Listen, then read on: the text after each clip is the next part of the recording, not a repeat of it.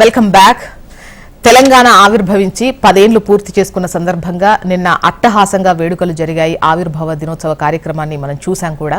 And పార్టీలు కూడా వాళ్ళ కార్యాలయాల్లో ఆవిర్భావ వేడుకలను నిర్వహించారు. ప్రభుత్వ పరంగా కూడా అట్టహాసంగా వేడుకలు జరిగాయి. ఈ క్రమంలో అటు సీఎం రేవంత్ రెడ్డి మాట్లాడుతూ గాడి తప్పిన పాలనను గాడిలో పెట్టాము, ఖచ్చితంగా హైదరాబాద్ను నెంబర్ 1 గా మారుస్తాము అని చెప్పేసి ఆయన అన్నారు. అండ్ అవినీతి వాటన్నింటికి సంబంధించి కూకటి వేలుతో పెకిలిస్తాము అని చెప్పేసి చేసినటువంటి వ్యాఖ్యలను మనం చూసాము.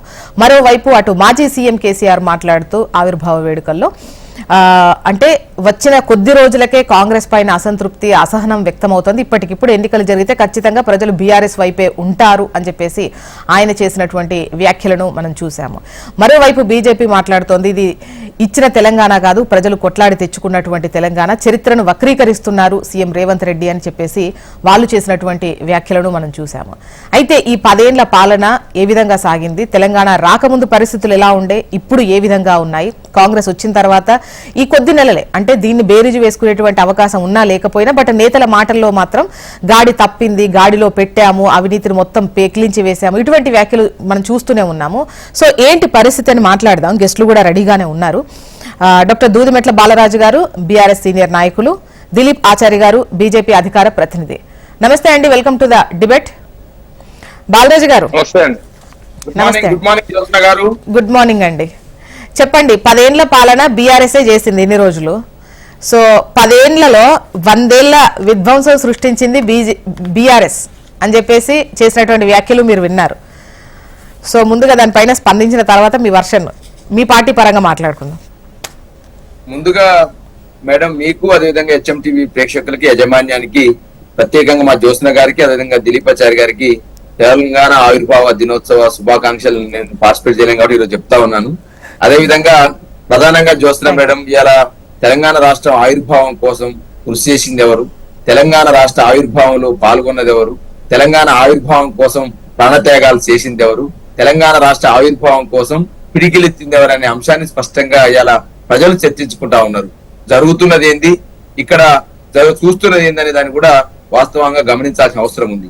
మేడం ఏదేమైనా తెలంగాణ ఆవిర్భావం జరిగింది, ఆ సంబరాలు అందరూ ప్రజలు పాల్గొన్నారు. కానీ ఆ రాష్ట్ర ఆవిర్భావం కోసం ప్రాణత్యాగం చేసినటువంటి అమరవీరుల కుటుంబాలు మాత్రం నిన్న జరిగినటువంటి రాష్ట్ర ప్రభుత్వం అధికారికంగా నిర్వహించినటువంటి ప్రభుత్వ వేడుకలలో అమరవీరుల కుటుంబాలకు సంబంధించినటువంటి చలమల్ల స్వాతి నాగరపల్లి నల్గొండ జిల్లాకు సంబంధించిన వాళ్ళు, దుర్గా రాజు దేవరకొండ సంబంధించిన వాళ్ళు, రమావత్ కృష్ణా నాయక్ నల్గొండ జిల్లా సంబంధించిన వాళ్ళు, అనిల్ కుమార్ జోగిపేట సంబంధించిన వాళ్ళు, వారి చిత్రపటాలను వెంటబెట్టుకొని ప్రదర్శించుకుంటూ మాకు ఏంది ఇక్కడ చూస్తాను జనాలు చూస్తానికి వచ్చినామా, మేము మాకు సన్మానం చేస్తామన్నారు. కనీసం స్టేజ్ మీదకి ఆహ్వానం లేదు, కానీ ఆహ్వాన పత్రికలు మాత్రం పంపినారని చెప్పేసి వారు గోడెల్ల పోసుకున్న సందర్భం చూస్తే ఇలా కంటనీరు పెట్టుకోక తప్పదు జ్యోత్స్న గారు. అదేవిధంగా పద్మశ్రీ అవార్డు గైత గడ్డం సమ్మయ్య గారు ఆ జిల్లాకి వెళ్లారు. ఆ జిల్లా మంత్రులు మాత్రం ఘనంగా సన్మానించినారు పద్మశ్రీ వచ్చినప్పుడు. కానీ ఈ రోజు వారికి వేదిక దగ్గరికి ఎంట్రీ లేని పరిస్థితి చూస్తే బాధ అనిపిస్తా ఉంది. అదేవిధంగా ముచ్చర్ల సత్యనారాయణ అని చెప్పేసి సంగంచెట్టి సత్యనారాయణ అంటారు, వారు మాజీ మంత్రిగా పనిచేసినారు. వరంగల్ జిల్లాలో ఐగ్రీవాచారిని అప్పుడు ఉన్నటువంటి కాంగ్రెస్ ప్రభుత్వంలో ఐగ్రీవాచారిని ఓడగొట్టి మంత్రిగా పనిచేసి నాడు చెన్నారెడ్డితో పాటుగా కొత్తపల్లి జయశంకర్ తో పాటుగా తెలంగాణ ఉద్యమంలో పనిచేసినటువంటి ముచ్చర్ల సత్యనారాయణ కుటుంబానికి జరిగిన అవమానాన్ని చూస్తే మాత్రం మరి ఎవరు తెలంగాణ కోసం పాటుపడ్డరు, ఇవాళ ఎవరు ఏలుతా ఉన్నారు, ఏలుతున్నటువంటి పాలకులు తెలంగాణ ఉద్యమ నేపథ్యం ఉన్నదా, తెలంగాణ భావజాలం ఉందా, తెలంగాణ గుండెల్లో ఉన్నదా అనేటువంటి ఒక అనుమానం మాత్రం ఇలా కలుగుతా ఉంది.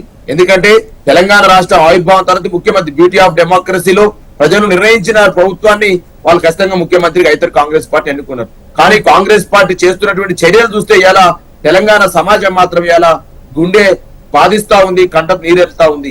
ఎందుకు అమరవీరుల స్థూపం దగ్గరికి మీరు ముఖ్యమంత్రి అయిన తర్వాతకి వెళ్ళని పరిస్థితి ఏంటి, ఇలా కనీసం అమరవీరుల కుటుంబాలను పట్టించుకోని పరిస్థితి ఏంటి, ఇలా ఈ తెలంగాణ రాష్ట్రంలో ఉన్నటువంటి రాష్ట్రం కోసం పాటుపడ్డ వాళ్ళు తెలంగాణ రాష్ట్రం కోసం ఇలా వాళ్ళ యొక్క కీర్తిని పెంచే వాళ్ళని ఎందుకు పట్టించుకోలేని తెలియజేస్తా ఉన్నా మేడం.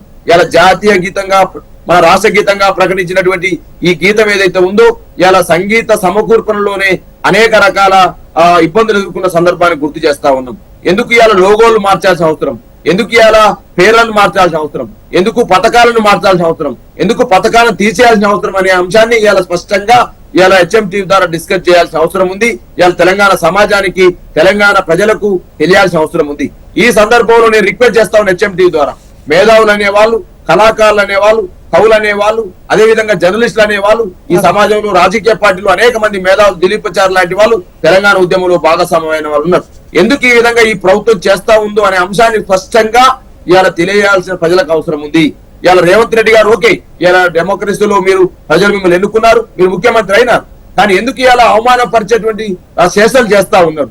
ఇవాళ తెలంగాణ తొలి ముఖ్యమంత్రికి ఆహ్వానం పంపితే ఎవరినో పంపేసి ఏదో అబాస్ పాలు కూర్చు పక్కన పెట్టేసి అవమానం చేసేటువంటి తీరు ఏదైతే ఉందో దాన్ని ఓకే మీరు ఎట్లా పిలిచినారు, ఏ విధంగా ప్రోటోకాల్ పిలిచినారు, ఏ విధంగా అవమానపరిచినారు కేసీఆర్ గారిని, ఇవన్నీ కూడా మీరు చూసినాం.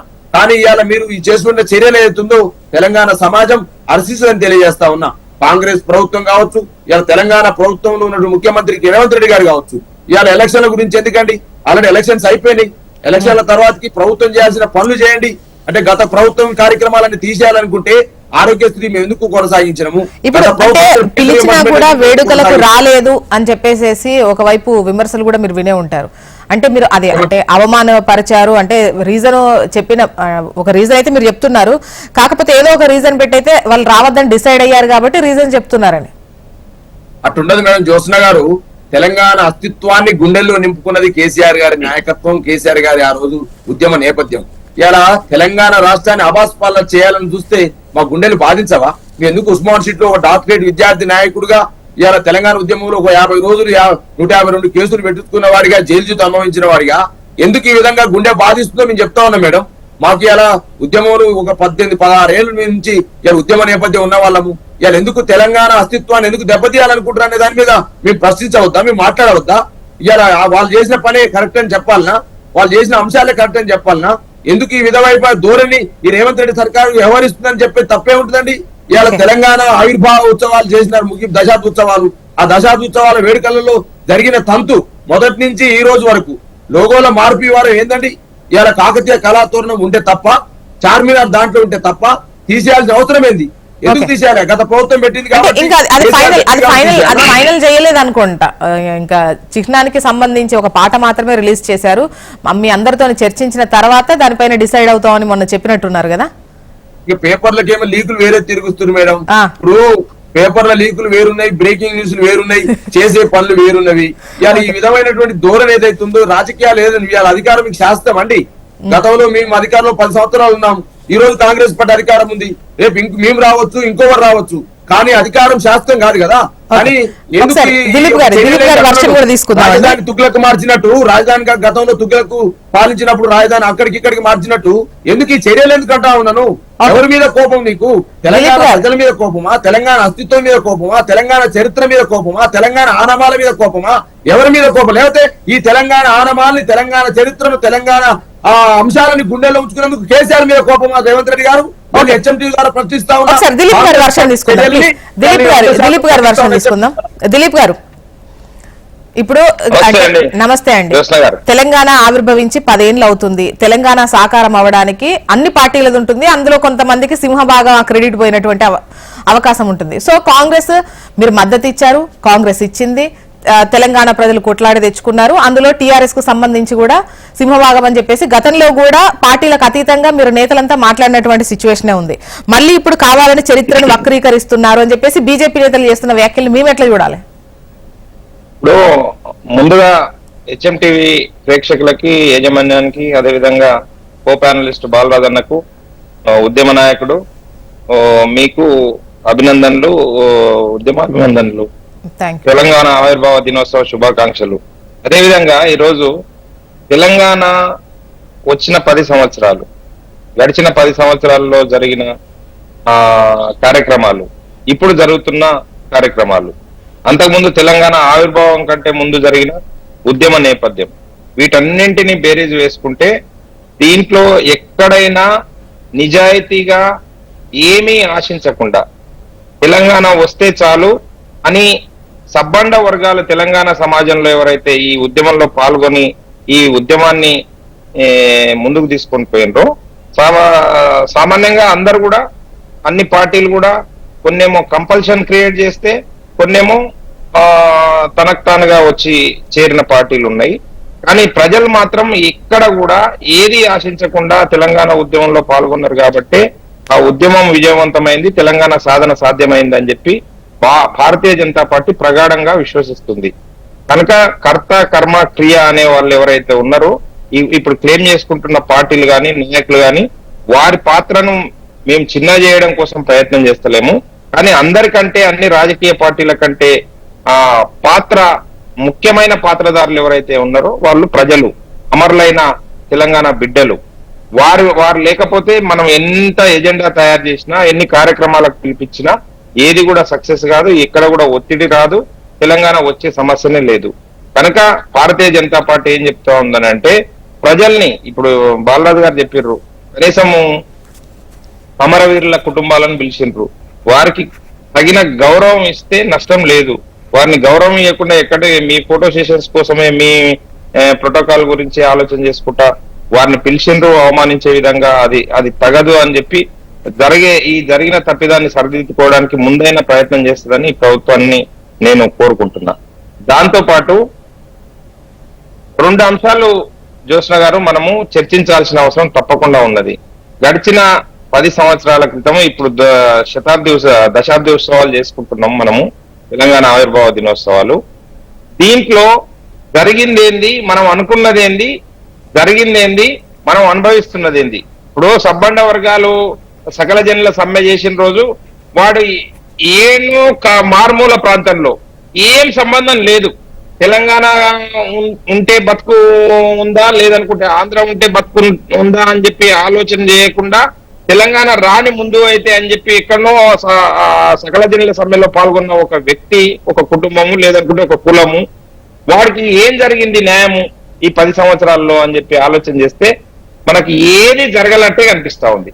మీరు మళ్ళీ ఆ పాత పొగడ్లే తీసుకొని వస్తా ఉన్నారు, లేదనుకుంటే మేము అది చేస్తున్నాం ఇది చేస్తున్నాం అని అంటే చెప్పి. దిలీప్ గారు బీఆర్ఎస్ పాలించారు కాబట్టి వాళ్ళు పదే అంటున్నారు 10 ఏండ్ల క్రితం పరిస్థితులు ఎట్లుండే, అంటే నీళ్లు కావచ్చు, పంటలు కావచ్చు, అంటే వివిధ పథకాలు కావచ్చు, 10 ఏండ్ల క్రితం ఏ విధంగా ఉండే, ఇప్పుడు ఏ విధంగా ఉన్నాయి అనేది వాళ్ళు అడుగుతున్నారు. ముఖ్యంగా నీళ్లకు సంబంధించి నీళ్ల కరువు ఏ విధంగా ఉండే, పంటకు నీరు ఉండేదా అని వాళ్ళు ప్రశ్నిస్తున్నటువంటి మాటలు అవేం జరగలేదా? జ్యోత్స్న గారు, నేనేమంటున్నంటే నిరంతరంగా జరిగే కార్యక్రమాలు తప్ప ప్రత్యేకించి జరిగిన కార్యక్రమాల గురించి అన్ని ఫెయిల్యూర్ కార్యక్రమాలే ఉన్నాయి. మనం ఒకసారి సింహావలోకనం చేసుకుంటే, మీరు సపోజ్ నేను దక్షిణ తెలంగాణ గురించి చెప్తానండి. దక్షిణ తెలంగాణలో తెలంగాణ ప్రభుత్వం ప్రారంభించిన ఒక్క ప్రాజెక్టు పేరు, ఆ ప్రాజెక్టు ద్వారా అదనంగా 1 ఎకరాకు వచ్చిన నీరు, ఏదన్నా ఒక్క ప్రాజెక్టు పేరు చెప్పమని చెప్పండి, ఏదన్నా ఒక జిల్లాలో దక్షిణ తెలంగాణలో అదనంగా 1 ఎకరాకు పారిన నీళ్ల గురించి చెప్పండి.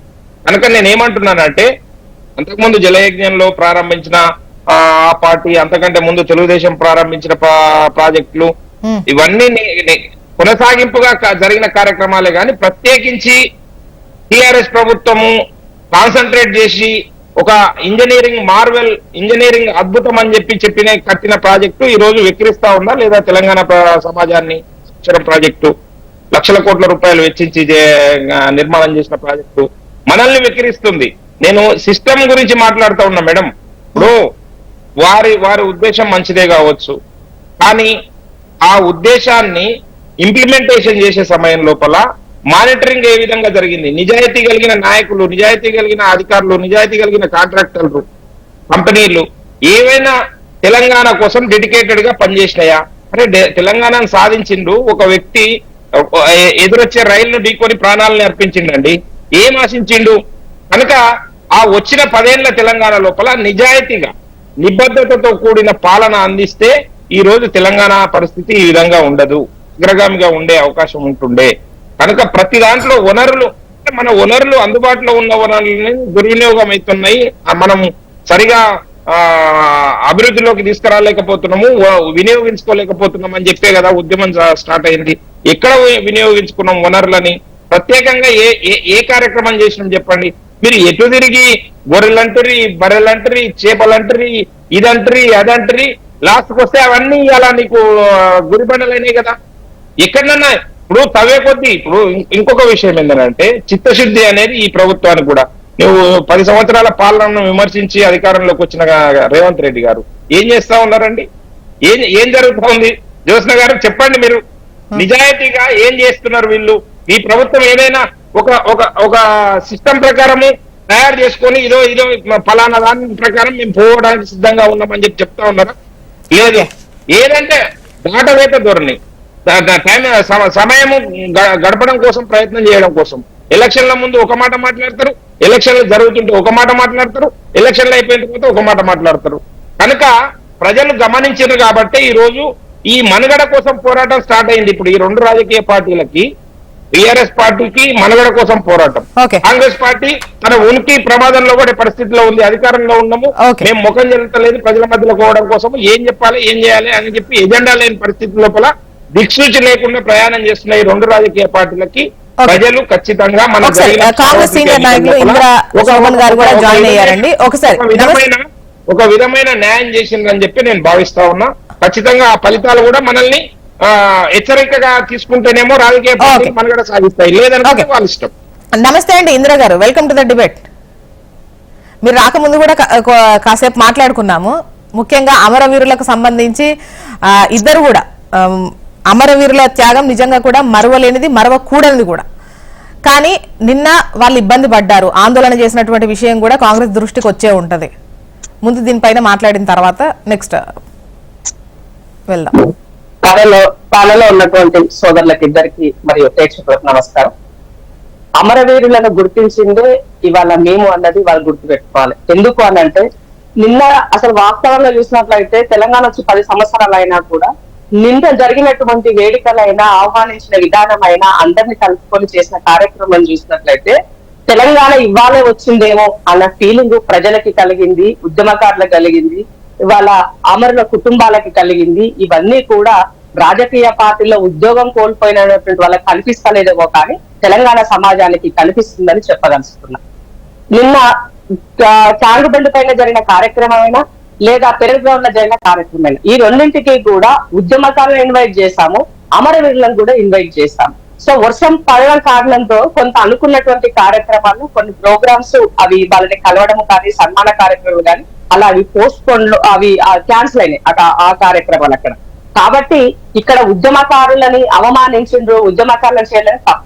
కేసీఆర్ 1200 మంది అమరులైనని చెప్తే అది 432కి కేసీఆర్ కుదించారు. ఇవాళ మేము ఎవరెవరైతే ఇంకా ఉన్నారో వాళ్ళందరినీ కూడా మేము చేయడం కోసం దానికి ఒక కమిటీ కూడా చేస్తున్నాం అని చెప్పేసి నేను రేవంత్ అన్న చెప్పడం జరిగింది. ఇవాళ మా ముఖ్యమంత్రి గారు చాలా క్లియర్ గా ప్రజల ఆకాంక్ష మేరకే మా పాలన ఉంటది, మా ప్రభుత్వం అడుగులు వేస్తుందని చెప్పారు. కాబట్టి వీళ్ళు గతంలో విధ్వంసం చేసినటువంటి ఈ తెలంగాణని 2 రకాలుగా మేము పునర్జీవం పోయబోతున్నామని చెప్పారు. ఒకటి మన సంస్కృతిని ఏ విధంగా మీరు ధ్వంసం చేశారో ఆ సాంస్కృతికంగా సంబంధించిన సాంస్కృతిక పునర్జీవము, రెండవది ఆర్థిక పునర్జీవం. ఈ రెండింటినీ కూడా మేము పునర్నిర్మాణం చేయాలనుకుంటున్నాము. దీనికి ప్రజల సహకారం ఉండాలి, మీడియా సహకారం ఉండాలి, ఉద్యమకారుల సహకారం ఉండాలి, మేధావుల సహకారం ఉండాలని కూడా తెలియజేశారు. ఎందుకంటే మీరు చెప్పిందే మేము ముందుకు తీసుకెళ్తామని చెప్పే ధోరణిలో తన మాట చెప్తున్నారు. అయితే ఇంత ముందుకు సోదరులు మాట్లాడుతూ ఒక మాట చెప్పారు, ఏమని? కేసీఆర్ గారిని అవమానించారన్నారు. కేసీఆర్ గారిని ఎక్కడ అవమానించారండి? మీరు తెలంగాణ వచ్చిన ఫస్ట్ టైం కూడా మీరు అంటే 2014లో వేడుక చేసినాడు కూడా మీరు ఎవరిని పిలవలేదు, ఎవరిని మీరు ఇన్వాల్వ్ చేయలేదు. మేము ఇవాళ కేసీఆర్ ఒక ముఖ్యమంత్రిగా తెలంగాణ ఉద్యమంలో ఉన్నటువంటి వ్యక్తిగా ఆయనని మేము గౌరవించాము, ఆహ్వానించాము. మా సలహాదారు వెళ్ళి, ప్రభుత్వ సలహాదారు వెళ్ళి ఇన్వైట్ చేశారు.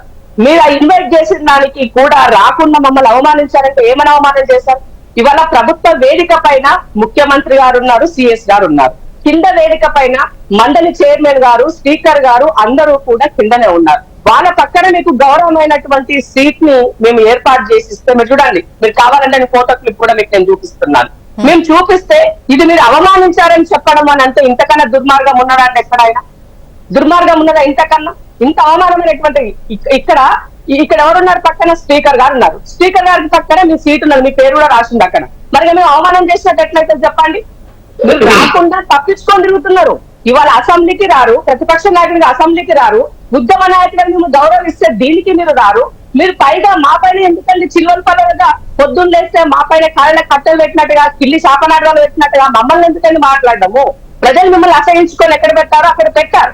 కానీ మీరు అది మర్చిపోయి మళ్ళీ అరిగిపోయిన గ్రామఫోన్ రికార్డు లెక్క అవే మాట్లాడితే ప్రజలు వినడానికి కూడా ఇష్టపడతలేదు. మీరు చూడండి, నిన్న జరిగినటువంటి మొత్తం కార్యక్రమంలో ఎక్కడైనా ఇప్పుడు కోదండరాం నిన్న మా వేదిక పైన లేదండి, ఉద్యమకారుడు కోదండ అదే కోదండరాం కింద ఇంటి దర్వాజా వల్ల కొట్టారని తీసుకెళ్లినారు పోలీస్ స్టేషన్ కి. మరి మీరు గౌరవించామా? గౌరవించలేదు ఆయనని.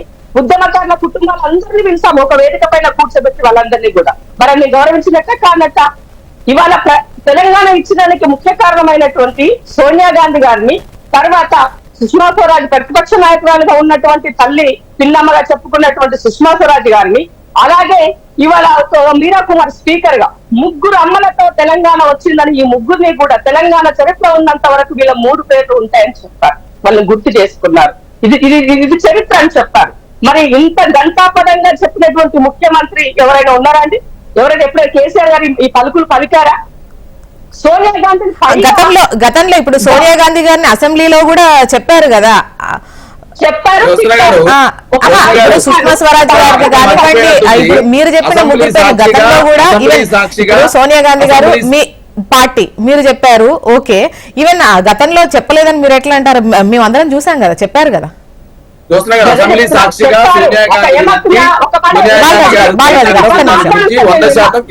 చెప్పారు. బాలరాజు గారు చెప్పారు, మేము కూడా చెప్పారని చెప్తున్నాను. బాలరాజు గారు ప్లీజ్ మీరు మీరు ఆ రోజు ఫస్ట్ టైం అసెంబ్లీలో తెలంగాణ వచ్చిందని చెప్పారు. ఆ బాలరాజు గారు సోనియా గాంధీ గారిని ఎన్ని తిట్టారు అన్ని తిట్టారు. మీరు తండ్రి తిట్టాడు, కొడుకు తిట్టాడు, అల్లుడు తిట్టాడు, అందరూ తిట్టారండి. ఇందిరా గారు అందరూ తిట్టారు. ఈవెన్ గతంలో మీ పార్టీలోకి రాకముందు రేవంత్ రెడ్డి గారు కూడా తిట్టారు. ఒక మాట గుర్తుపెట్టుకోండి, రేవంత్ రెడ్డి గారు అన్న మాటలు అని అంటే పొలిటికల్ లైన్ లో ఆయన ఇంకొక పార్టీలో ఉన్నప్పుడు అన్నీ వచ్చినేమో, కానీ ముఖ్యమంత్రి వేరే పార్టీయే కదా. తెలంగాణ సాకారం చేసినటువంటి సోనియా గాంధీ గారిని తిట్టే హక్కు కేసీఆర్ గుర్తుపెట్టలేదు. ఎందుకంటే ఒక ఉద్యమ నాయకుడిగా నీవు అనుభవించినటువంటి దాంట్లో సోనియా గాంధీ పుణ్యం వల్ల నువ్వు అవన్నీ అనుభవించావు. మరి అందుకప్పుడు ఆమె తిట్టే నట్టి హక్కు నీకు ఉందని అడుగుతున్నాను నేను. ఉందని అడుగుతున్నాను మీకు. అలాంటప్పుడు మీకు మాట్లాడడానికి ఎక్కడండి? బాలరాజు గారు సోనియా గాంధీని ఎవరు టెక్నికల్ గా ఆమె నడుచుకుంది వచ్చింది. ఆమె లేకపోతే తెలంగాణ వచ్చింది, అది గుర్తు పెట్టుకోండి. బీజేపీ వాళ్ళు ఓన్లీ సుష్మా స్వరాజ్ గారు ఒక్కరు మాత్రమే సపోర్ట్ చేశారు, మిగతా వాళ్ళు ఎవరు సపోర్ట్ చేయలేదు. ఎందుకంటే ఆమె చాలా గట్టిగా పూనుకొని ఉండదు కాబట్టి. అందుకే ఆ రోజు కూడా ఆమె గౌరవించాము, ఈ రోజు గౌరవిస్తున్నాము. మిగతా బీజేపీ నాకు సపోర్ట్ చేయలేదండి. అందరికి తెలుసు నాటకం. ఈడ ఉన్న వాళ్ళు నాటకం ఆడతారు, ఢిల్లీలో ఉన్న వాళ్ళు ఏం నాటకారు. ఎందుకంటే ఉద్యమంలో ఉన్న వాళ్ళకి కాబట్టి మాకు తెలిసిన విషయం మీకు తెలియజేస్తున్నారు. ఒక్క నిమిషం దిలీప్ గారు, ఇప్పుడు ఇందిరా శోభన్ గారు కొంచెము జరిగిన పరిణామాల క్రమం కూడా ఆలోచన చేయాలి తల్లి. మేమేమంటున్నామని అంటే, పార్టీలు కాంగ్రెస్ పార్టీ బిల్లు పెట్టే సమయం లోపల మీ లగడపాటి రాజగోపాల్ గారు ఏ విధంగా ప్రవర్తించారు, కాంగ్రెస్ పార్టీ ఆయన మీద ఏం చర్యలు తీసుకున్నది తెలియదా సమాజానికి? మీరు ఎందుకు ఈ శుద్ధులు చెప్తారు జనాలకి? ఎందుకు? మీ వల్లనే కదా తెలంగాణ నష్టపోయింది. కాంగ్రెస్ పార్టీ వల్లనే కదా. కాంగ్రెస్ పార్టీ సాకారం చేసింటే ముందే అనుకున్న ప్రకారం ఇవన్నీ కావు కదా.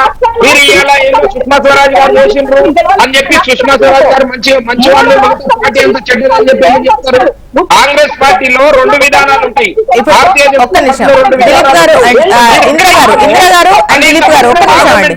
ఇప్పుడు దిలీప్ గారు ఇద్దరు ఒకేసారి మాట్లాడితే జనాలకు అర్థం అవ్వట్లేదు. దయచేసి ఇందిరా గారు, ఇప్పుడు సుష్మా స్వరాజ్ గారు మద్దతుగా ఉంటే ఒక్క సుష్మా స్వరాజ్ గారు కాదు కదండి ఆ మద్దతు ఇవ్వడము అని అంటే, పార్టీలో ఉన్నటువంటి ఆ సభ్యులందరూ కూడా ఓకే అని చెప్తేనే కదా జరుగుతుంది.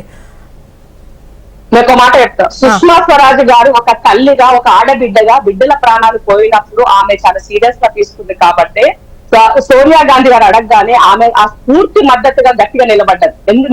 ఆమె మాత్రమే నిలబడ్డదని చెప్తుంది మీకు ఈ సందర్భంగా. లీడర్ గా ఉన్నా కూడా ఆమె బీజేపీ సభ్యుల పరిస్థితి పార్టీ నిర్ణయం అండి, పార్టీ నిర్ణయం. పార్లమెంట్ లో అరుణ్ జైట్లీ గారు, రాజ్యసభలో సుష్మా స్వరాజ్ గారు. దిలీప్ గారు ఇప్పుడు ఇందిరా గారు మాట్లాడినప్పుడు వద్దు, ఎందుకంటే జనాలకు అర్థం కాదు. మీ వాయిస్ ఖచ్చితంగా తీసుకుంటా. ఇప్పుడు బీజేపీ, భారతీయ జనతా పార్టీ ఇంత ప్రేమ ఉంటే కాకినాడ తీర్మానం చేసి ఏం చేసేదో ఈ సమాజానికి తెలుసు. రెండో విషయం, మీరు 3 చిన్న రాష్ట్రాలు ఉత్తరాఖండ్ ఏర్పరిచినాడు, మరి తెలంగాణ ఎందుకు ఏర్పాటు చేయాలి? ఆ రోజు ఈ సో ఎందుకు లేకున్నది? ఇవాళ ఎందుకు మాట్లాడుతున్నారు మీరు? మూడో విషయం, ఇదే ప్రధానమంత్రి నరేంద్ర మోదీ గారు అవసరం వచ్చినప్పుడల్లా తెలంగాణ పట్ల తన అక్కస్ని కట్టినాడు. దర్వాజలు మూసి తెలంగాణ ఏర్పాటు చేశారు, చీకట్లో తెలంగాణ ఏర్పాటు చేశారు. ఇది పార్లమెంట్ సాక్షిగా ఆయన 3 సార్లు మాట్లాడినారు. ఇక మాట్లాడరైతే ఎక్కడ ఉందండి మీకు? ఉన్నదా చెప్పండి.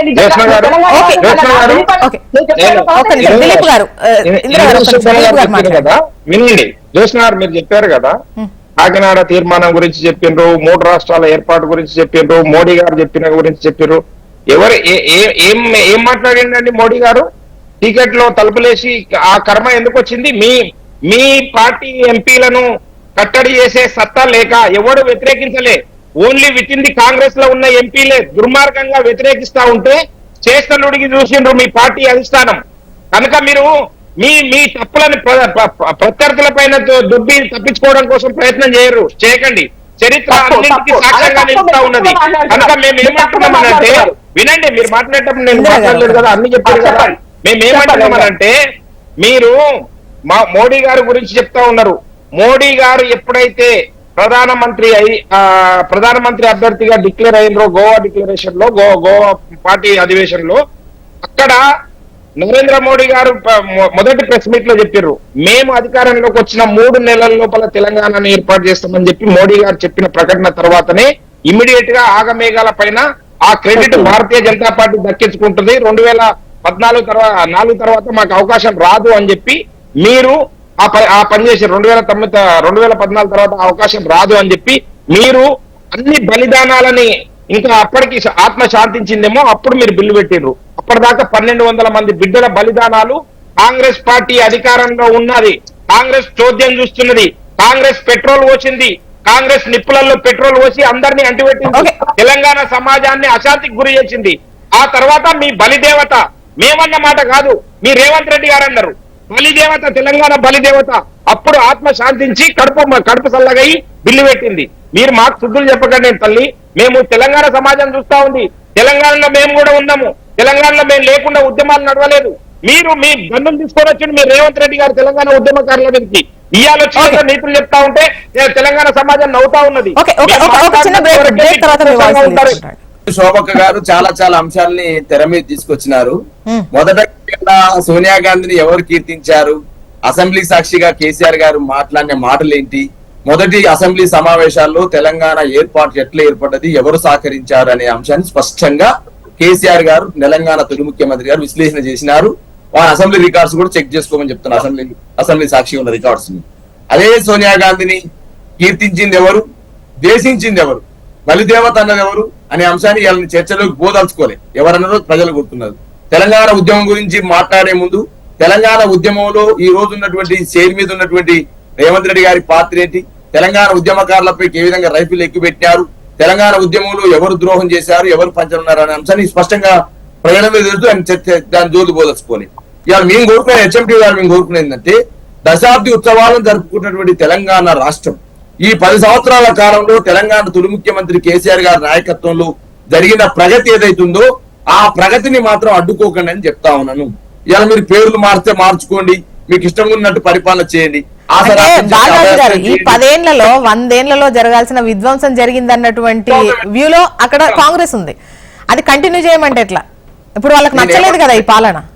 మేడం విధ్వంసం ఎట్లయితే మేడం, 29 లక్షల మందికి పింఛన్లు మీరు 200 రూపాయలు ఇస్తే, మేము ఇలా 45 లక్షల మందికి 2000 రూపాయల పింఛన్ని పెంచి ముసలమ్మల ఆత్మగౌరవాన్ని కాపాడడం విధ్వంసం అవుతుందా? 72,000 కోట్ల రూపాయలు 69 లక్షల మంది రైతాంగానికి 11 దఫాల్లో రైతు బంధు రూపంలో ఇవ్వడం విధ్వంసం అవుతుందా? దళిత బంధు పేరుతోటి దళితుల ఆత్మగౌరవం నిలపడం కోసం 10 లక్షలు ఇచ్చి వాళ్ళ యొక్క నిలబెట్టాలని ఆలోచన చేయడం విధ్వంసం అవుతుందా? ఇలా హరితహారం పేరుతోటి పచ్చని హరితహారాలు పెంచడం విధ్వంసం అవుతుందా? డబుల్ బెడ్రూమ్ ఇళ్లను 3 లక్షల ఇల్లు కట్టించి ఈ పేదల ఆత్మగౌరవం నిలపాలనడం విధ్వంసం అవుతుందా? ఇవాళ మన ఊరి మనబడి పేరుతోటి పాఠశాలని గౌరవంగా పాఠశాలని మరి నాణ్యత పెంచడం అనేది విధ్వంసం అవుతుందా? ధరణి పేరుతోటి భూరికాలను ప్రక్షాళన చేయడం విధ్వంసం అవుతుందా? పల్లె ప్రగతి పేరుతోటి పట్టణ ప్రగతి పేరుతోటి ఉద్యమకాల ఉద్యోగాల పేరుతోటి ఉద్యమకాల యొక్క గౌరవం పేరుతోటి ఉద్యమకాలను ఓకే దిలీప్ గారు ఒక్క నిమిషం. బాలరాజు గారు వీటన్నిటి వెనుక ఎంతో కొంత మతలం ఉన్నది. తెలంగాణ గొంతుకను ఒక్కసారి మాట్లాడండి మేడం. మాట్లాడారు మొత్తం వరుస పెట్టి చెప్పేస్తారు. ఎజెండా గులాబీ జెండా తెలంగాణ పేరు ఆత్మగౌరవం జెండా మేడం. ఇందిరా గారు ఇప్పుడు 100 ఏళ్ల విధ్వంసం అని మీరు చెప్తున్నారు. అంటే స్వతంత్రానికి ముందున్న రోజులు ఈ 10 ఏళ్ల పాలన వల్ల చూసామా మనం? ఇందిరా గారే మాట్లాడాలి ఇప్పుడు ఈ క్వశ్చన్ కి. ఒక్క నిమిషం బాలరాజు గారు కాంగ్రెస్ పార్టీ అమ్మ బాలరాజు గారు ఒక్క నిమిషం ఇందిరా గారు వచ్చింది మీ వాయిస్ వచ్చింది.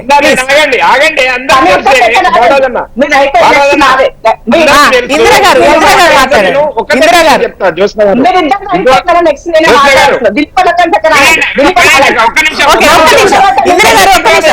దిలీప్ గారు ఒక్క లైన్ లో చెప్పగలరా? మీరు చెప్పాలనుకుంటున్న విషయం ఒక్క లైన్ లో చెప్పగలరా? ఇందిరా గారు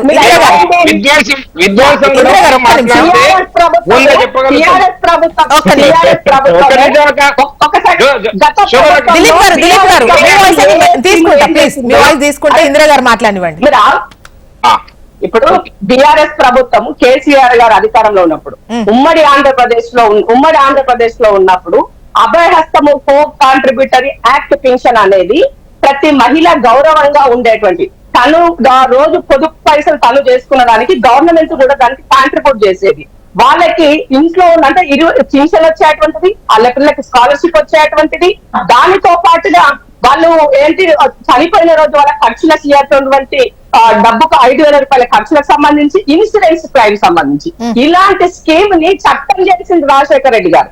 ఆ చట్టాన్ని వీళ్ళు ఎత్తేసారు. 2021 మార్చి 13వ తారీఖు నాడు అసెంబ్లీ సాక్షిగా చట్టాన్ని రద్దు చేశారు. ఇది మీరు చేసినటువంటి ఘనత. మీరు ఇలా మాట్లాడే నైతిక హక్కు మీకు లేదు, గుర్తుపెట్టుకోండి. ఆరోగ్యశ్రీ మేము చేసినటువంటిదే, దానిని ఇంకా ఇవాళ పెంచి మనం ప్రజలకు ఇచ్చాం. స్కీమ్ మంచిదైనప్పుడు పార్టీలకు అతీతంగా ఎవరున్నా కానీ ఆ స్కీమ్ ని కంటిన్యూ చేయాలి, చేస్తారు. ఇవాళ మాకు అలాంటి అక్కసు రాజకీయాలు చేయాల్సినటువంటి అవసరం ఇవాళ ప్రజాపాలనలో రేవంత్ అన్న గారికి లేదు. చాలా క్లియర్ గా చెప్తాను. మేము తప్పు చేస్తే సరిదిద్దుకుంటామని చెప్పారండి నిన్న. ఎవరు సలహాలు సూచనలు ఇచ్చినా తీసుకుంటామని చెప్పారు. సో అంత ఉద్ధార స్వభావంలో ఉన్నటువంటి ముఖ్యమంత్రి ఇందిరా గారు ఆరోగ్యశ్రీ కాంగ్రెస్ హయాంలో వచ్చింది, బీఆర్ఎస్ కంటిన్యూ చేశారు. ఆరోగ్యశ్రీ కాంగ్రెస్ హయాంలో వచ్చింది, బీఆర్ఎస్ కంటిన్యూ చేసింది. సో ఇప్పుడు బీఆర్ఎస్ ఏవైతే పథకాలు ఇచ్చిందో ఇప్పుడు కొన్ని యాడ్ అయ్యాయి, కొన్ని తీసేశారు. ఇవన్నీ పక్కన పెడతారు. ఆరోగ్యశ్రీకి సంబంధించి క్లెయిమింగ్స్ ఏవైతే ఉంటాయో కొన్ని తీసేసినా కూడా పేరైతే మార్చాల. కానీ అంటే ఇప్పుడు రైతు బంధు వీటికి సంబంధించి పేర్లన్నీ మారుతున్నాయి కదా, అంటే అది కంటిన్యూ అయినప్పుడు పేర్లు మార్చాల్సినటువంటి అవసరం ఉంటుందా? ఒక మాట మీ వాయిస్ తీసుకున్న తర్వాతే క్లోజ్ చేస్తా ప్లీజ్. ఎన్హెచ్కిట్ గా మార్చినారు. ఇవాళ మీరు మార్చినటువంటి స్కీమ్స్ ఏంటి? ఇవాళ రైతు భరోసా అన్నది, రైతు బంధు అనేది it's not a good word అండి. బంధు అనేది రైతు భరోసా, రైతుకు పెట్టుబడి సాయంగా ఇచ్చేది రైతు భరోసా. ఇవాళ మీ అంతా డబ్బులు మాది మాటలు చెప్పడం మాకు రాదు, మీరు అబద్ధాలు చెప్పడం అసలే రాదు.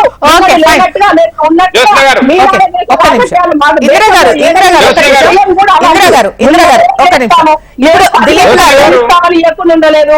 ఇవాళ ఇంటికి ఉద్యోగస్తులు ఎప్పుడు ఉండలేదు, అందరికి ఇల్లు ఇస్తామని ఎప్పుడు ఉండలేదు. ఇవన్నీ గత చరిత్ర. ఇప్పుడు దిలీప్ గారు మాట్లాడారు. బీజేపీ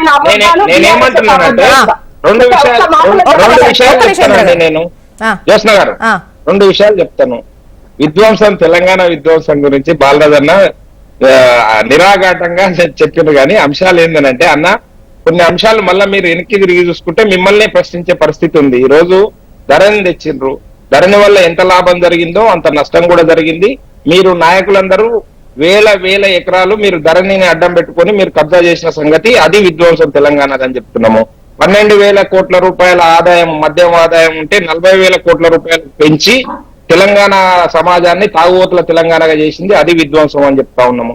ప్రతి ప్రాజెక్టు లోపల మీరు కాసులకు కక్కుర్తిపడి కాంట్రాక్టర్లకు కట్టబెట్టి ఆ ప్రాజెక్టులు ఇవాళ తెలంగాణ సమాజాన్ని వెక్కిరించే గుదిబండలాగా మారిన పరిస్థితులు, అది విధ్వంసం అని చెప్తా ఉన్నాము.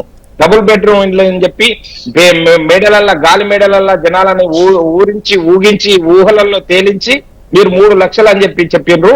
తెలంగాణ సమాజానికి ఎన్ని కడతామని చెప్పిర్రు, అది విధ్వంసం అని చెప్తా ఉన్నాము. తెలంగాణ నిరుద్యోగ యువతకు జీవన భృతి ఇస్తామని చెప్పిర్రు, నిరుద్యోగ భృతి ఇస్తామని చెప్పిర్రు. అది ఇవ్వకుండా తెలంగాణ యువతను అపహాస్యం పాలు చేసింది. దాన్ని మేము చెప్తా ఉన్నాం విధ్వంసం అని చెప్పి. అదే విధంగా కాంగ్రెస్ పార్టీ గొప్పగా చెప్తా ఉంది. కాంగ్రెస్ పార్టీకి మాట్లాడడానికి అవకాశం లేదు. ప్రతి దాంట్లో వారి హస్తం ఉంటది, బలంగా ఉంటది ఆ హస్తము. కాంగ్రెస్ పార్టీ ఈ రోజు మేము ఉదారంగా చేస్తున్నాము. ఏందమ్మా ఉదారంగా చేసింది? రేవంత్ రెడ్డి గారు ఏం చెప్పారు? 40,000 కోట్ల రూపాయలు నేను ఒక్క సంవత్సరం గిన అటు అటు అటు చూడకుండా ఇటు ఎడమ చేతితో దుబ్బితే అయిపోతుందని చెప్పిండు. ఎందుకు చూస్తలేడమ్మా? 6 నెలలు అయింది. ఎందుకు ఉదారంగా చూస్తలేడు? ఉదారం అని చెప్తా ఉన్నారు. బస్సులో ఒకటి పెట్టి బస్సులలో తిప్పి జనాలని మిగతా అన్ని చేసినామని చెప్తా ఉన్నారు. ఎందుకు వచ్చి చెప్పలేకపోయారు మన గ్రామాల లోపలికి? మేము ఇచ్చిన గ్యారెంటీకి మేమే ఏ ఊరికోతే ఆ దేవుడు ఎందుకు గుర్తొచ్చిండు? అంతకుముందే ఇందిరాగాంధీ గుర్తొచ్చింది. December 9న మేము ఇందిరాగాంధీ సాక్షిగా చెప్తా ఉన్నాము, మేము రద్దు చేస్తాం 2 లక్షల రుణమాఫీ అని చెప్పారు. ఇప్పుడు ఏ ఊరికోతే ఆ ఊరు దేవుణ్ణి సాక్షిగా August 15th అని అన్నారు కదా. August 15th వరకు ఒకవేళ చేయకపోతే ఏం చేసినా అప్పుడు మనం మాట్లాడుకునే అవకాశం పూర్తి బాధ్యత వహించాల్సిందే. తెలంగాణలో మీరు జరిగిన విధ్వంసానికి మీరిద్దరు బాధ్యులే. తెలంగాణలో 1,200 మంది విద్యార్థుల బలిదానంకు మీరే ప్రత్యక్షంగా పాత్రదారులు, క్షేత్రదారులు. కనుక మీరందరూ కూడబలుకొని తెలంగాణని విధ్వంసం చేయడం కోసం. ఇప్పుడు దిలీప్ గారు కాంగ్రెస్ అప్పుడు అధికారంలో ఉంది. ఇప్పుడు అప్పుడు చేసినటువంటి ఈ విభజనకు సంబంధించే ఇంకా కూలంకషంగా వీటిని కూర్చొని చేయలేదు, తల్లిని చంపేసి బిడ్డను బతికించి అంటే కరెక్ట్ పద్ధతిలో చేయలేదు. ఇన్ని చేసినప్పుడు అంటే ఇంకా కొద్దిసేపు ఆలస్యం అయితే ఇంకేం జరిగేది? వాటికి సంబంధించి కాంగ్రెస్ వాటికి సంబంధించి జ్యోత్స్న గారు మేము ఏమన్నామని అంటే, మీ విధానం అంటే ఆపరేషన్ సక్సెస్ కాలేదంటే దానికి కారణం ఎవరు? డాక్టరా కాదా? డాక్టర్ పొజిషన్ లో ఎవరున్నారు? సోనియా గాంధీ గారు ఉన్నారా లేదా? కనుక మేము ఏమంటున్నామని అంటే మీ విధానం కరెక్ట్ కాదని చెప్తా ఉన్నాము. మేము చేసిన పని తప్పని చెప్పలేదు. మేము మీరు చేసిన ఒకటి దిలీప్ గారు ఒకటి చేసేది బాగుండదు, ఇలా చేసుంటే బాగుండని ఒక్క రోజు కూడా ఒక నేత కూడా ప్రస్తావించట్లేదు. దిలీప్ గారు ఇప్పుడు చేసింది తప్పంటున్నారు కానీ ఎలా చేసుంటే కరెక్ట్? గతంలో 3 చేశారు మీరు, ఎలా చేసుంటే కరెక్ట్ అనేది ఎక్కడ చెప్పినటువంటి పరిస్థితి మాకు అనిపించట్లేదు. మేము ఎక్కడ కూడా 3 రాష్ట్రాలు జరిగినప్పుడు విభజన చేసినప్పుడు అల్లకల్లోలం కాలేదు, ఇబ్బందులకు గురి కాలేదు. సాఫ్ట్ గా అందరినీ కూర్చోబెట్టి అన్ని వర్గాలను ఒప్పించి మెప్పించి మేము ఆ విభజన చేసినాము. కనుకనే ఈ రోజు అంత అభివృద్ధి చెందుతా ఉన్నాయి ఆ రాష్ట్రాలు. ఒకటి ఆ ప్రాంతాలకు ఇక్కడ ఉన్న ఈ స్టేట్ కి వాటికి చాలా ఫరక్ ఉంటదని అనిపిస్తుంది. ఒక్క నిమిషం బాలరాజు గారు మాట్లాడిన తర్వాత ఇందిరా గారు మీరు మాట్లాడారు. జ్యోత్స్న గారు వినండి, నేను చెప్తాను. జ్యోత్స్న గారు అన్న ఒక్కటే నిమిషం ఒకటే నిమిషం అంట దిలీప్ గారు మాట్లాడతారు. ఒకటే నిమిషం చెప్పండి. విభజన హామీల గురించి చెప్తూ పోతూ మీరు ఇలాగే ఉండండి. మేము చేసేటివి చేస్తూనే ఉన్నాము, మేము చెప్పనివి కూడా చేస్తా ఉన్నాం. ఇయ్యని హామీలను కూడా అమలు చేసే బాధ్యత భారతీయ జనతా పార్టీ ప్రభుత్వం, ఎన్డీఏ ప్రభుత్వం తీసుకున్నది. కాబట్టి ఈ రోజు తెలంగాణ సమాజం మొత్తం మీరు అనుకుంటున్నారు ఎన్నికల ఫలితాలు వచ్చిన తర్వాత ఆశ్చర్యపోయే ఫలితాలు వస్తా ఉన్నాయి. భారతదేశ వ్యాప్తంగా బిగ్గెస్ట్ గెయినర్ ఇన్ తెలంగాణ. మొత్తం భారతదేశ వ్యాప్తంగా ఓట్ శాతం పెరిగిన రాష్ట్రం ఏదైనా ఉందంటే భారతీయ జనతా పార్టీ వైపున కేవలం 43% ఓట్లతోటి తెలంగాణ రాష్ట్రము మొట్టమొదటి స్థానంలో ఉన్నది. అది క్రెడిబిలిటీ, మోడీ గ్యారంటీ అని చెప్పి తెలంగాణ సమాజం జ్యోత్స్న గారు ఎవరు 2 కళ్ళ సిద్ధాంతం, ఎవరు 2 నాలుకల సిద్ధాంతం, ఏ పార్టీలు తెలంగాణ కోసం కొట్లాడినాయి, ఏ పార్టీలు తెలంగాణకు దోకా చేసినాయి అనేది తెలంగాణ ప్రజలకు తెలుసు. కాబట్టి ఒకటే నినాదం, ఒకటే ఎజెండా, ఒకటే హక్కు, ఒకటే వాదం, ఒకటే ఎజెండా ఉన్నటువంటి వాదం నిలిపినట్టు గులాబీ జెండాను ఎత్తికెత్తుకున్నారు. కేసీఆర్ గారు ముఖ్యమంత్రి చేసినది ఇది అయిపోయింది. ఇప్పుడు మనం మాట్లాడాల్సింది ఏంటంటే 2014 పూర్వం ఉన్నటువంటి కాంగ్రెస్ పార్టీ విభజన హామీలు ఏమిచ్చింది? 2014 పునః చట్టంలో 2014 నుంచి 2024 వరకు ఉన్న భారతీయ జనతా పార్టీ విభజన హామీలు మేము మద్దతు తెలిపినాం, మేము వెంబడి ఉన్నాం, మేము వెనకేసినాం అని చెప్పేటువంటి భారతీయ జనతా పార్టీ విభజన చట్టంలో ఉన్నటువంటి హామీలు ఎందుకు నెరవేర్చలేకపోయిందని దిలీపించారని చెప్పాలి. ఓకే, విభజన హామీల కోసం మేము ఆ రోజు ఆ పెట్టిన బిల్లులో మీరు ఎందుకు అమలు చేస్తారని చెప్పేసి కాంగ్రెస్ పార్టీ ఏం కొట్లాడిందో చెప్పాలి. ఇవన్నీ అంశాలు ప్రజలకు తెలుసు కాబట్టే ఇవాళ అయ్యో మేము ఎందుకో మోసపోతుంది వాళ్ళ మాటలు ఇంటిమి. బాలరాజు గారు ఇక్కడ మీరన్న దాన్ని బట్టి ఒక చిన్న డౌట్ అండి. ఇప్పుడు ఒకటే తెలంగాణ ప్రయోజనాలు తెలంగాణ మాత్రమే అనుకున్నటువంటి మీరు బీఆర్ఎస్ కు పోవడం వల్లే ప్రజలు ఏమన్నా నమ్మకుండా అయిపోయిందా? అంటే ముందు మీరు మాత్రమే అనుకున్నారు, 10 ఏళ్లు పట్టం కట్టారు, డౌట్ లేదు. సో అప్పుడు కాంగ్రెస్ కు సంబంధించి, ఎందుకంటే అటు ఏపీకి సంబంధించి డౌట్ లేదు, వాళ్ళు రాష్ట్రం విభజన వద్దంటే వద్దన్నారు, తెలంగాణ వాళ్ళు కావాలన్నారు, అయినా కూడా కాంగ్రెస్ ను పక్కన కూర్చోబెట్టేశారు. సో మీకు అధికారం ఇచ్చారు, మీరేమన్నా ఇంకా మరి ఆ 2 కళ్ళ సిద్ధాంతంగా మీరు పోతున్నారన్నటువంటి ఉద్దేశంతోనే ప్రజలు మిమ్మల్ని వద్దనుకున్నారా? ఇప్పుడు నేను ఏమంటే మేడం, ఇప్పుడు భారత రాష్ట్ర సమితి నేషనల్ పార్టీగా ఆవిర్భవించడం కంటే ముందు మా జెన్ఏలో గాని మా ఎజెండాలో గానీ ఎక్కడ కూడా తెలంగాణ వాదం గాని తెలంగాణ హక్కుల్ని హరించేటువంటి అంశం ఎక్కడ కూడా లేదు. ఇవాళ తెలంగాణ హక్కుల్ని హరించింది ఏ పార్టీలో మీకు తెలుసు. తెలంగాణ సిద్ధాంతాన్ని తెలంగాణ వాదం లేకుండా మాట్లాడుతున్న పార్టీలు ఏందో తెలుసు. తెలంగాణ ప్రజల యొక్క ఆకాంక్షల్ని 60 సంవత్సరాలుగా ఎవరు తుంగలో తొక్కారనేది అందరికీ తెలుసు, ప్రజలకు తెలుసు. నేనేమంటున్నంటే ఇవాళ 10 సంవత్సరాల కాలంలో జరిగినటువంటి అభివృద్ధి ఎజెండా ఏదైతే ఉందో తెలంగాణ నమూనా విశ్వవ్యాప్తం చేసిన కేసీఆర్ గారు తెలంగాణ ఆకాంక్షలు కావచ్చు, తెలంగాణ ఆశయాల్ని కావచ్చు, హక్కులు నెరవేరుస్తూ తెలంగాణ కీర్తిని విశ్వవ్యాప్తం చేసి విధ్వంసం మాట్లాడుతూ ఉన్నారు. తెలంగాణ పౌరుని అని చెప్పేసి సగర్వంగా ఈ ప్రపంచ పటంలో ఎక్కడ ఏ దేశం పోయినా నేను తెలంగాణ వాణి అని చెప్పేసి కీర్తిని పెంచింది కేసీఆర్ అని చెప్పి సగర్వంగా హెచ్ఎంటీ ద్వారా చెప్పగలను. ఇక నేనేం చెప్తున్నట్టు హెచ్ఎంటీ ద్వారా కాంగ్రెస్ పార్టీకి మేము ఇచ్చినటువంటి రైతు బంధు ద్వారా ఇచ్చిన రైతులకు ఏదైతే భరోసా ఇచ్చినామో ఆ భరోసా 15,000 ఇవ్వని కోరుకుంటా ఉన్నాము. మేము ఇచ్చేటువంటి 24 గంటల కరెంట్ ఏదైతే ఉందో ఆ 24 గంటల కరెంటు రైతులకు అందజేయమని చెప్పి కోరుకుంటా ఉన్నాము. మేమైతే 10 సంవత్సరాల కాలంలో రైతుల దగ్గర ధాన్యం కొనుగోలు చేసినామో ఆ ధాన్యాన్ని కొనుగోలు చేయమంటా ఉన్నాము. మీరేదైతే మీరు బోనస్ 500 ఇస్తామంటున్నారో 500 ఇవ్వమని కోరుకుంటా ఉన్నాము. రైతు ఒకవేళ అకాలంగా చనిపోతే వాళ్ళకు రైతు బీమా ఏదైతే ఉందో దాన్ని కంటిన్యూ చేయమంటా ఉన్నాము. దళితుల హక్కుల్ని కాపాడకు దళిత బంధు పెట్టినామో ఆ దళిత బంధుని కొనసాగించమంటున్నాము. బీసీల హక్కుల కోసం, బీసీల ఆర్థిక ప్రగతి కోసం బీసీ ప్రగతి పెట్టినామో, బీసీ బంధు పెట్టినామో ఆ బీసీ కొనసాగించమంటున్నాం. కార్యక్రమాలు ఏవైతే చేశారో ఇప్పుడు మీరు వచ్చిన తర్వాత గ్యారెంటీలకు సంబంధించి ఏవైతే ఉన్నాయో వాటిల్లో ఒక 5 వరకు చేశారు, మిగతావి చేయాల్సినవి ఉన్నాయి. పాతవి కూడా కంటిన్యూ చేయకుండా ఇవి చేస్తున్నారు, ఇవి చేయని కూడా చేయలేదు పూర్తిగా. ఇది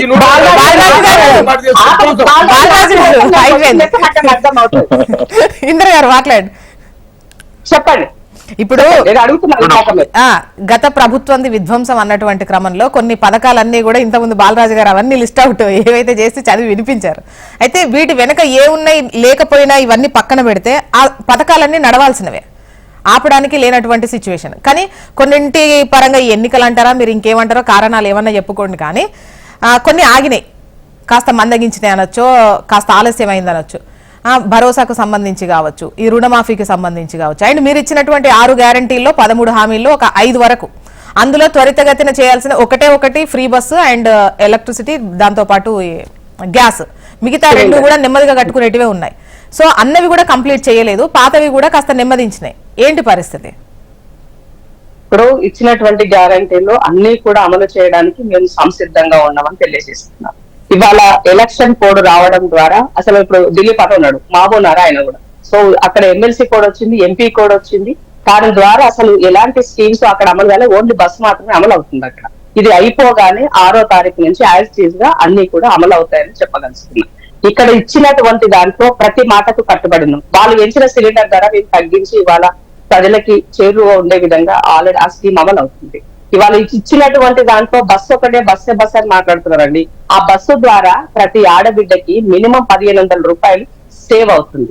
రెండో విషయం, ఎలక్ట్రిసిటీ ద్వారా ప్రతి కుటుంబానికి 2,000 రూపాయలు, 2,200 రూపాయలు, 200 యూనిట్లు అంటే వాళ్ళకి మినిమం అంత వాళ్ళకి సేవ్ అవుతుంది. గత ప్రభుత్వము కరెంటుని 10వ తారీఖు వాళ్ళు రీడింగ్ తీసుకునేవాళ్ళు, దాని వల్ల ఏమవుతుంది, స్లాబ్ చేంజ్ అవుతుంది, చేంజ్ అయ్యి దాని యూనిట్ రేట్ పెరిగి కాస్ట్ బిల్ ఎక్కువ వచ్చేది. ఇవాళ మేము 1వ తారీఖునే ఇవాళ కరెంటు బిల్లు ఇంటికి ఇచ్చే పరిస్థితికి వచ్చింది. అంటే మార్పు అనేది ఏంటి అన్నదానికి మేము చెప్పే ప్రయత్నం మీకు చేస్తున్నా. మేము చేసే స్కీముల వల్ల వాళ్ళు ఎంత బెనిఫిట్ అవుతారో తెలియజేస్తున్నా.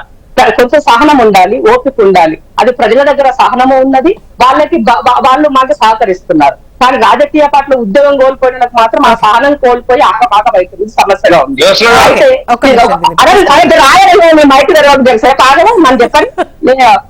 ఒక్కొక్క నిమిషం. ఇంకో విషయం ఏంటంటే ఇందాక నేను రాకముందుకు సోదరులు ఒక మాట మాట్లాడినారు. ఇవాళ ఏంటి మన లోగోకి సంబంధించినటువంటి మార్చాల్సినటువంటి అవసరం ఏముంది అని చెప్తున్నారు. సో ఇవాళ తెలంగాణ అంటేనే తెలంగాణ ఆత్మగౌరవం అండి. ఉద్యమకారుల వాళ్ళ ప్రాణాలు అర్పించి తెలంగాణ నిలబెట్టిపోయినారు. రాబోయే తరాలకి భావి తరాలకి బాగుండాలి అని దానికి. మరి అలాంటి వాళ్ళ యొక్క చిహ్నమే లేకుండా మీరు తెలంగాణ ఇప్పుడు అందులో పెట్టొద్దు అని వాళ్ళు అనట్లేదు, ఇది తీయొద్దని మాత్రం అంటున్నారు. ఇప్పుడు పెట్టొద్దని వాళ్ళు అనలేదు కదా అండి. ఇందిరా గారు ఇప్పుడు మీరు అమరవీరుల చిహ్నాన్ని అందులో జత చేస్తే అసలు ఇంకా చెప్పాలంటే వాళ్ళు ఆహ్వానిస్తారు, హర్షిస్తారు కూడా. దాంట్లో ఉద్యమం చేసి ఎందుకు పెట్టారని అడుగుతారా? అడగరు కదా. కానీ కళాతోరణాన్ని చార్మినార్ని ఎట్లా తీసేస్తారు, అది రాచరికపు అని చెప్పేసి ఆ ముద్ర వేసి ఎలా తీస్తారు మీరు అని చెప్పేసి వాళ్ళు అడుగుతున్నారు. ఇప్పుడు జోస్తారు ఒక మాట, మేము ఇది మాది అని బయటకు ఎక్కడ మేము ఇవ్వలే. ఓకే, చాలా రకరకాల ఈవెన్ ముద్ర ఇది అని చెప్పేసి కూడా లీక్ చేసినట్టు అనిపిస్తుంది కదా మాకైతే. ఓకే, ఒక్కసారి ఒక్కటే లైన్ లో దిలీప్ గారు మీరు చెప్పాలనుకున్నది ఒక లైన్ ఏం చెప్దాం అనుకుంటారు? ఒక సెకండ్. ఇప్పుడు మేమేమంటున్నామంటే మేడం ఆపండి, సమయం అయిపోతుంది. ఇందిరా గారు ఎవరు ఏం చేసినా కూడా తెలంగాణ ప్రయోజనాలు ఇక్కడ ఇంపార్టెంట్. తెలంగాణ ఆవిర్భావం జరిగిన సందర్భంగా 10 ఏళ్ళు కంప్లీట్ అయిన సందర్భంగా మీరు ఇప్పుడే అధికారంలోకి వచ్చారు కాబట్టి మీ పైన ఎక్స్పెక్టేషన్స్ ఉన్నాయి. మార్పు కావాలి అని మిమ్మల్ని తెచ్చుకున్నారు కాబట్టి సో ఎక్స్పెక్టేషన్స్ ఉంటాయి, అవి మీరు రీచ్ అవ్వాలని కోరుకుంటున్నాను. థ్యాంక్ యూ సో మచ్ అండి డిస్కషన్ లో పార్టిసిపేట్ చేసినందుకు. ఇందిరా గారు, దిలీప్ గారు అండ్ బాలరాజు గారు థ్యాంక్ యూ అండి. ఇది వాళ్ళ న్యూస్ అనాలిసిస్. చూస్తూనే ఉంటుంది హెచ్ఎం టీవీ. వార్త ఆగదు, నిజం దాగదు.